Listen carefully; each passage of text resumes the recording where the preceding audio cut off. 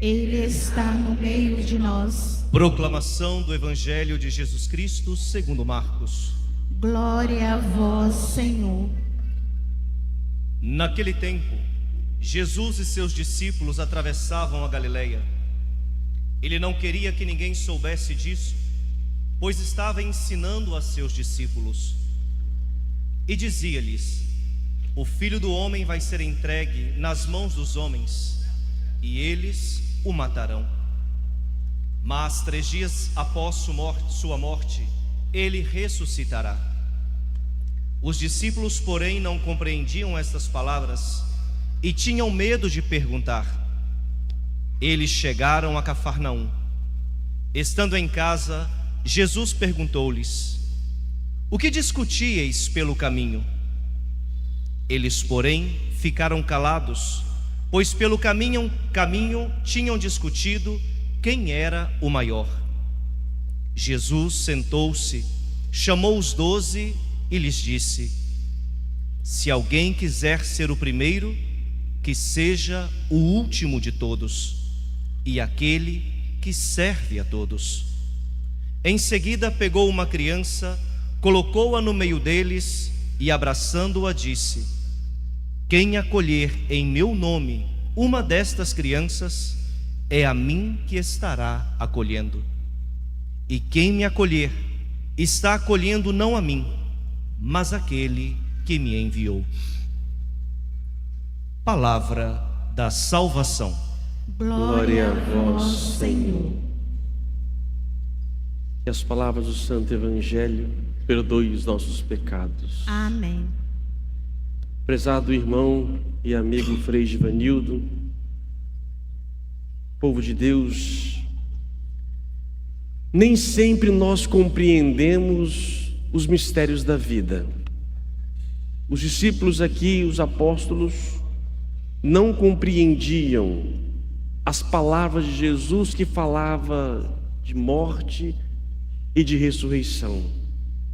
Às vezes também nós não entendemos por que sofremos. Onde é que está Deus? Por que Ele morre na cruz? Por que Deus permite tanto sofrimento? Por que as dores da vida? Onde está Deus? Tanta miséria, fome? São muitos questionamentos que às vezes nós não conseguimos compreender. Os apóstolos não entendiam o que era ressurreição, porque até então ninguém havia ressuscitado dos mortos. E nós podemos continuar a compreender muitas coisas. Por que o justo sofre? Por que a injustiça parece crescer cada vez mais? Por que Deus permite tudo isto? Amados irmãos, vou tentar em poucas palavras responder esses questionamentos a partir da liturgia de hoje.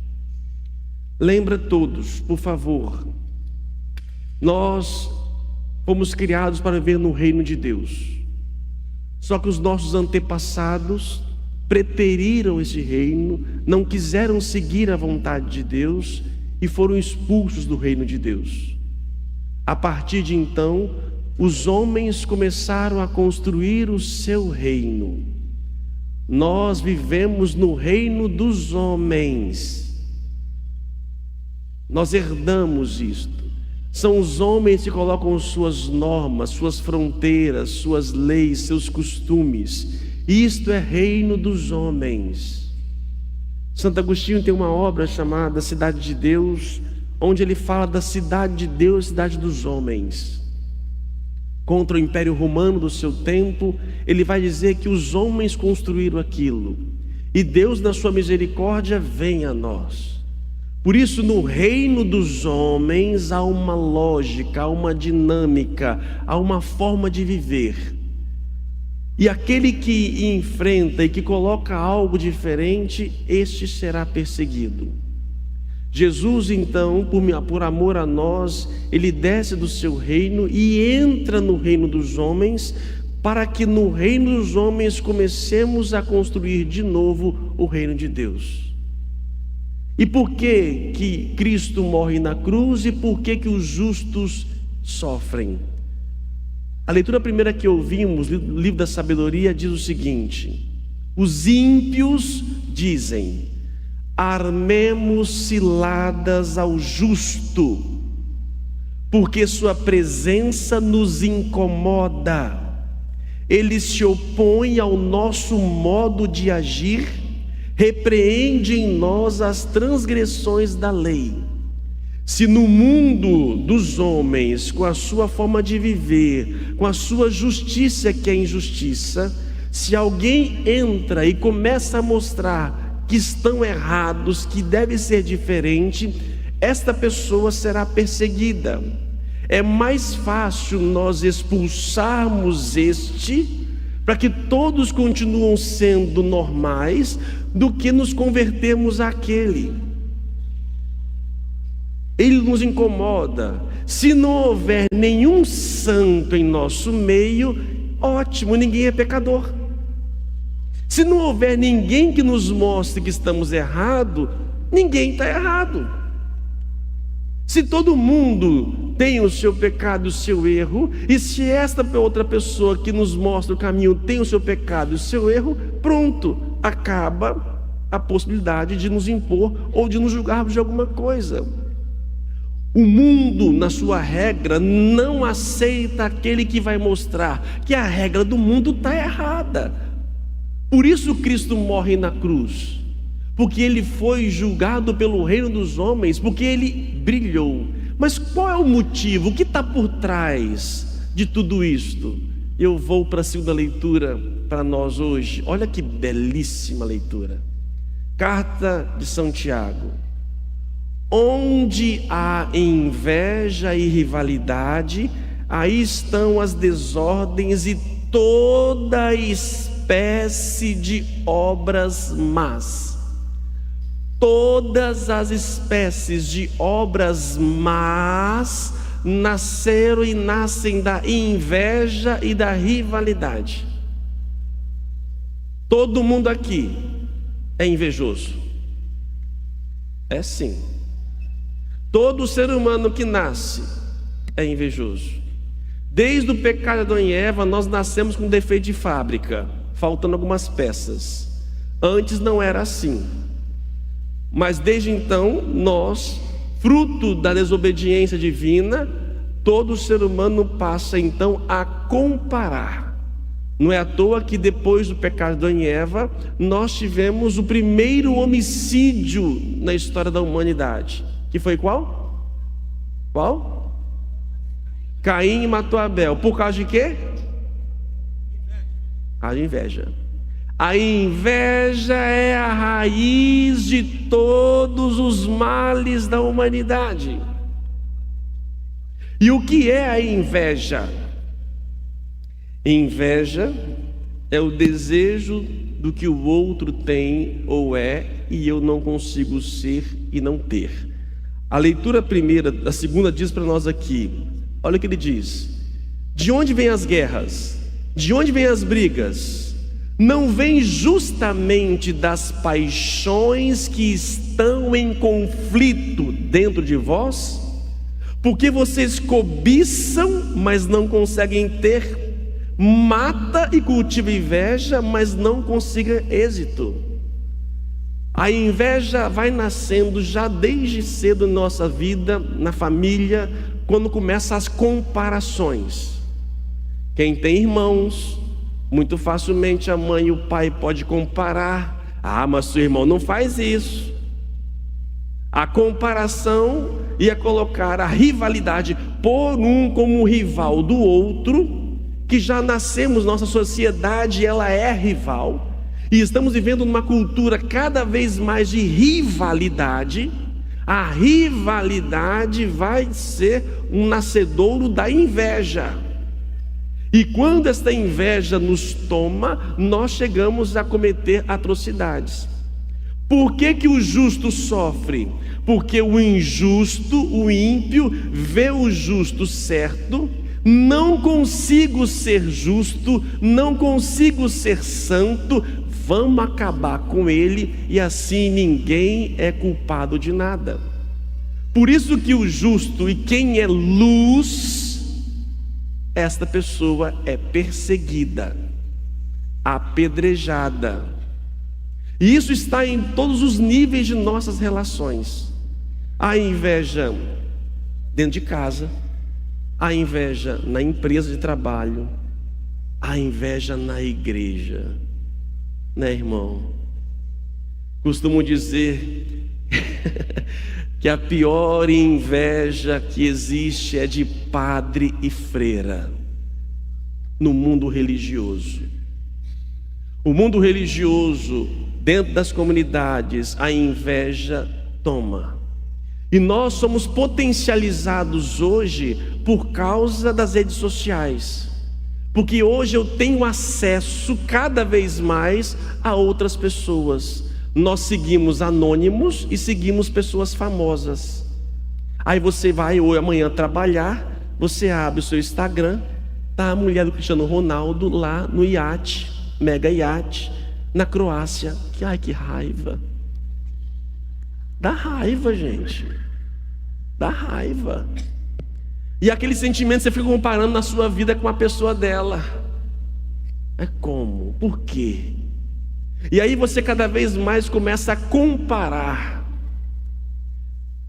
São períodos de política nascedouro de inveja. A rivalidade que vai fazendo com que eu vou denegrindo o outro. Eu tenho que ser melhor do que o outro, como? Pisando no outro. Eu acabo com o outro. Eu piso porque eu não sempre consigo ser o que o outro é, ou ter o que o outro tem. Eu tento então denegrir a outra pessoa. E vou dizer mais, todo ano eu falo isso, vou falar e baixar minha cabeça e deixar a reação de vocês. Vocês mulheres são mais propensas a ter inveja. Vocês mulheres são mais propensas a serem invejosas. Todos nós somos invejosos. Mas o bicho mulher, misericórdia. Vocês são difíceis. Tenho certeza que você já olhou a roupa de quem está do seu lado. Olhou, analisou, viu a unha, o cabelo, percebeu alguma coisa. Nossa, que indecente. E se uma pessoa se destaca, Ave Maria. Não é à toa que a briga geralmente entre nora e sogra não é genro e sogro. Geralmente, porque o espírito de comparação é muito forte. E como é que eu faço? Quando uma pessoa então se destaca, vai crescendo, vai se desenvolvendo, aparecendo, não, deve ter algum defeito. A gente procura algum defeito na pessoa para que eu possa ficar, agora sim, ela tem erro. E quando alguém no emprego, funcionário do mês, misericórdia, até que ponto isso é bom, até que ponto isso gera disputa? Porque nós estamos colocando cada vez mais um aos outros disputando, e isso pode gerar em nós uma inveja. No reino dos homens é assim, no reino de Deus, entre vós, não deveis ser assim. Para que nós possamos ser mais poderosos, temos mais seguidores. Gente, eu já fui muito invejoso na minha vida. Se tem um dos demônios, dos males que está aprisionado aqui dentro, é a inveja. Graças a Deus eu já tenho controle de muitas coisas. Não quer dizer que não possa vir à tona, tá? Porque isso só vai morrer, só vai acabar quando eu morrer. Até a hora da morte eu vou ser tentado a se viver a inveja. Porque como é que a gente vence isto? Eu vou vencendo, reconhecendo quem eu sou. Quando eu começo a comparar a minha vida com o outro, e aí vai, por que o outro cresceu e eu não cresci? O que o outro fez que eu não fiz? Eu faço o mesmo que o outro, e o outro tem mais dinheiro, tem mais seguidor, tem mais isso, tem mais aquilo. E nós, como pregadores, gente, nós temos o dom da pregação, do evangelho. Nosso prazer é gente. Adoro gente pregando, ouvindo. Porque isso é na natureza, é o dom. Que o dom não é meu, o dom é para o outro. Quanto mais gente na minha frente, melhor. Porque não é uma satisfação do meu ego, mas é o dom realizado. Mas quando você vê outros crescendo e você não, você pode começar a comparar. E aí você tem que entender a sua identidade. Eu sou isto, fulano é o outro. Eu tenho que reconhecer que a qualidade do outro, ele tem um dom, um talento. Agora, quando uma pessoa é invejosa, ela não consegue ouvir o elogio a outra pessoa. Se alguém elogiar a outra pessoa perto de você, lá dentro, fica lá. Você vai procurar alguma coisa para acabar com outra pessoa. Como você vence a inveja? Buscando a sua identidade. Quem você é? Eu aprendi na minha vida a ser quem eu sou. Eu tenho a minha identidade hoje, eu tenho a minha forma de pregar hoje. No passado eu comparava muito o meu ministério. Eu comparava com outros padres. Eu queria ser como os outros padres. E eu me perdia na busca de ser eles e sem ser eu mesmo. Até que eu entendi, pela graça de Deus, pela formação da igreja, quem sou eu, a minha forma de pregar, a minha forma de anunciar é esta.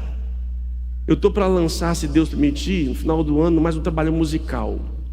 Estou levantando algumas músicas e o meu objetivo é temático, de Natal, depois de Páscoa.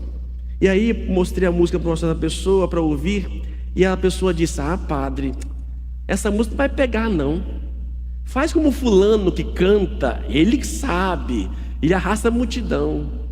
Eu falei: filha, somos diferentes.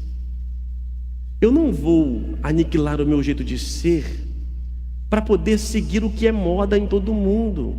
Senão eu perco a minha essência. Se a minha essência vai ser ouvida por 10 pessoas e não por milhões, é aquilo.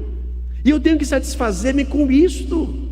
E para que eu não possa ser tomado pela inveja, porque senão eu vou a todo custo vender a minha identidade para poder ser aquilo que vocês ou que o povo, o público quer.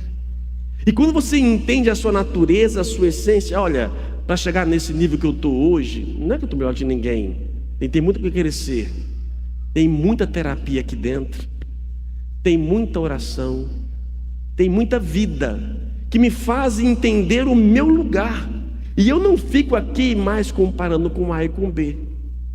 Como é que eu venço a inveja? Além outro ponto: elogiar aqueles que são, que eu não consigo ser. Estou dando alguns exemplos, vou tentar evitá-los, mas não tem jeito. Para quem conhece, tem um padre da nossa diocese. Ele sempre chega até essa mensagem, todo ano. Mas eu amo você, meu querido Padre Gudialas. Padre Gudialas, ele acorda rindo e dorme gargalhando. Eu sou mal-humorado. E aí o povo começa, intrigueiro, fica comparando.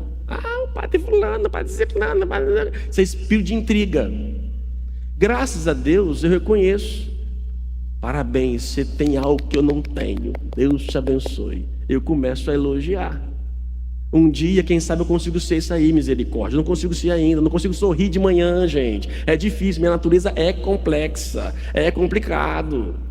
Mas eu não vou ficar aqui acabando com ele. Não, ele tem virtudes, como eu tenho as minhas.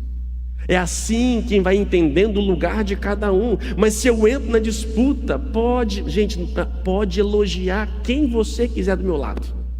Pode elogiar Padre Gudialas, Padre Jonathan, Padre Marcelo. Gostei da missa do Padre Marcelo hoje, que bom. Padre, eu rezei com o Padre Jonathan, que ótimo. Padre, eu fui lá no Padre Cremos matar a saudade, que ótimo, que bom. Não há disputa entre nós. E não deve ter. Entre vós não deveis ser assim. Entre vós não pode ter essa rivalidade, essa inveja. Mas devemos viver sob o Espírito do alto. Continua a segunda leitura para nós hoje. Então, olha só. Inveja e rivalidade é a origem de todos os males do mundo. Por outra parte, a sabedoria que vem do alto é, antes de tudo, e aqui ele coloca 7 atributos. 7 na Bíblia é o número da perfeição. Então a sabedoria que vem do alto tem 7 atributos, a saber: pura, pacífica, modesta, conciliadora, cheio de misericórdia e de bons frutos, sem parcialidade e sem fingimento. Então eu venho à igreja para pedir a sabedoria do alto, que é a pureza, ser pacífico, viver na modéstia, conciliar. Se a inveja é rivalidade, a sabedoria vem do alto, vem conciliar, vem ter misericórdia. Não tem parcialidade, ela é justa. E de fato, sem fingimento. Gente, algum desses atributos eu alcancei na minha vida, e eu tenho que zelar para não perdê-los. Se tem uma coisa que eu não sou, é uma pessoa fingida. Eu posso não falar tudo o que penso, mas não, da minha boca não sai aquilo que eu não acredito. Eu posso talvez não falar o que deve ser falado, mas eu não falo o que deve, ou talvez ao contrário, né? Eu sou verdadeiro, com a graça de Deus. Agora, cuidado ao perguntar algumas coisas, porque você vai ouvir verdade. E eu sei que algumas pessoas não têm estrutura emocional para ouvir a verdade. Eu não minto, mas às vezes a gente evita tratar algumas palavras para não ferir. Por isso, na graça de Deus, peça a graça para viver a sabedoria do alto. E eu termino. Eu convoco, vem chamando aqui na frente todas as crianças que estão na igreja, por favor. As crianças que estão na igreja, vem aqui na frente. Entre nós, devemos ser assim. É verdade que as crianças também nascem com seus defeitos e inveja. Pega uma com um brinquedo e a outra com outro brinquedo, se ela não vai brigar pelo brinquedo da outra só para poder tirar da ela, para não brincar. Isso é inveja. Ela não tem o brinquedinho que a outra tem, ela briga, chora para poder buscar o brinquedinho da outra só para largar da mão da outra. A criança, ela é invejosa. E nós, como adultos, temos que ajudar as crianças a crescer em graça. E de Jesus que entre nós devemos ser assim. Elas fazem amizade fácil. Embora talvez se disputem entre si, elas se amam muito facilmente, se entregam mutuamente. E elas confiam na educação do pai. Não sabem cozinhar, não sabem nada. Elas dependem totalmente daquele que provê. Assim, no reino dos homens tem uma lógica. No reino de Deus, Ele nos pede para sermos assim, dependentes do Senhor. Cada um diferente, e com um talento diferente, com uma forma diferente. A diversidade é uma graça de Deus. Não queira uniformizar. O padre assim, assado, e cada um do seu jeito, glória a Deus. E eu tenho que entender que na diversidade que Deus sopra, cada um com a sua personalidade, encontrar o seu lugar no mundo. Ei, vai se tratar. Ei, vai curar as suas neuras. A pessoa que você vive reclamando, talvez você tenha inveja dela. Vai orar pedindo a graça de Deus. Vai entender quem você é. Para de ficar se comparando com Beltrano e Ciclano. Larga. Entenda o seu lugar no mundo que você se fez. E ali viva o reino de Deus. Você vai para os seus pais? Então pode ir. E assim, na sua liberdade, seja aquilo que você nasceu para ser. Para de ficar se comparando com outras pessoas. Entenda a sua natureza. E assim, quando eu identifico o meu ser, a graça acontece. Amém, crianças?